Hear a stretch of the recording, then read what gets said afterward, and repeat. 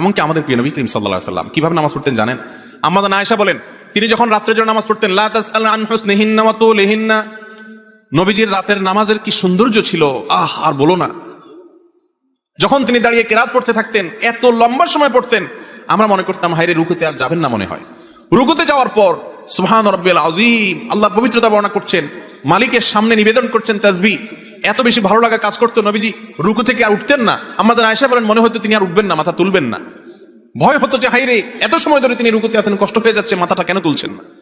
এরপর যখন মাথা তুলতেন, এত সময় ধরে দাঁড়িয়ে আল্লাহর প্রশংসা করতেন, হামদান কাসীরান তাইয়িবান মুবারাকান ফি রব্বানা ওয়া লাকাল হামদ।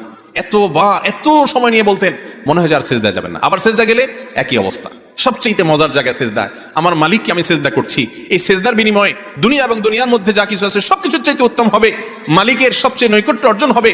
আকরাবু মা ইয়াকুনুল আবদু মির রাব্বিহি ওয়া হুয়া সাজিদ, বান্দা আল্লাহর সবচেয়ে কাছে যেতে পারে যখন সে সিজদায় চলে যায়। প্রধানমন্ত্রীর খুব কাছে যেতে পারলে, প্রেসিডেন্টের খুব কাছে যেতে পারলে আমাদের গর্ব হয়।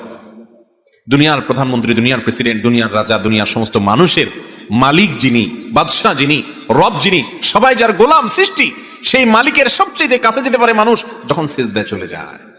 আপনি যদি মনে করেন আমি সিজদায় আছি, আমার রবের সবচেয়ে কাছে আছি, একবারে সামনাসামনি রবকে পেয়ে আমি নিবেদন করছি সুবহান রাব্বিয়াল আলা, ও আমার মহান প্রভু মালিক, আপনি পবিত্র, আপনার পবিত্রতা আমি বর্ণনা করছি।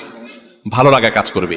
নবীজি সাল্লাল্লাহু আলাইহি ওয়াসাল্লাম লম্বা সময় সিজদা করতেন, উঠতে চাইতেন না। আর আমাদের অবস্থা হলো নামাজ তাড়াতাড়ি করে শেষ করতে পারলে বাঁচি, নামাজের